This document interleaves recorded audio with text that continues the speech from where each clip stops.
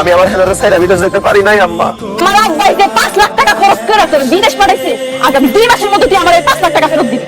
আমার বাপের 5 লাখ টাকা আমি বুঝা পাইলে তোর কপালে উষ্টা মেরে আমি তোর সংসার ছেড়ে চলে যাবো। আর আমি যতদিন তোর বাড়িতে থাকবো তুই আমার পাশে ঘুমাইতে পারবি না, আমার হাতের রান্না খাইতে পারবি না। এখন তুই আমার প্রত্যেকদিন একটা একটা করে নতুন শাড়ি কিনে দিবি। আমি আমার মতন থাকবো, তুই তোর মতন করে থাকবি। যত তাড়াতাড়ি সম্ভব আমার বাপের 5 লাখ টাকা তুই আমার বুঝাই দিবি, নইলে ঝাড়ু দিয়া বাইরে গিয়া তোর পিঠ চাকরিটা আমি একদম ছুড়ে দিবি।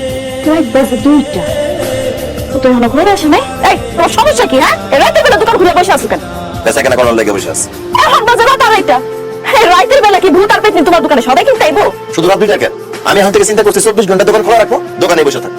আমি এখন থেকে তোমার লগে 24টা ঘন্টা দোকানের মধ্যে বসে থাকি। আম্মা আপনি বাড়িতে যান। বাড়িতে চলো, এটা অনেক মশা, ঘরে মশা কামড়ে। কি রে রানী, তুই ঘর ছাড়া এই রাতে উঠানে শুয়ে রয়েছিস কেন? সে আমারে বলছে আমি নাকি এখন থেকে তার সাথে ঘুমাইতে পারবো না। আমি পুরুষ মানুষ না, আমাকে লাভ লজ্জা নাই, ঘুম নাই। আমি সিদ্ধান্ত নিয়েছি আমি আল্লাহকে ঘুমাবো না, ওই ঘরে ঘুমাবো, আমি বাইরে ঘুমাবো। কি ব্যাপার? কি করতেছো তুমি? রান্না করতেছি। তুমি রান্না করতেছো কেন? রান্না বান্না তো করবো আমি। কারণ এখন থেকে আমি তোমার হাতে রান্না খাবো না। আমি নিজে রান্না নিজে করে খাবো, তুমি আর মা আলাদা রান্না করে খাবো। আমি হলাম তোমার বউ, তুমি আমার হাতে রান্না খাইবে না। শুনো না, তোমার বৌমা সেদিন কি কইছে? আমি তার হাতে রান্না খাইতে পারবো। আমি নাকি তার হাতে রান্না খাওয়ার যোগ্যই না। তাহলে আমি যেদিন হাতে রান্না খাওয়ার যোগ্য হবো সেদিন রান্না খাবো। আপাতত নিজে রান্না নিজে করে নিজে খাইতেছে। এটা তো আমি রাগের মাথায় কইছি না। তুমি রাগের কথা আমার এই কথাটা বলো না। আমি তোমার স্বামী, তুমি আমার অপমান করে কথাটা বলছো। আর এই কথাটা আমার মাইন্ডে লাগছে।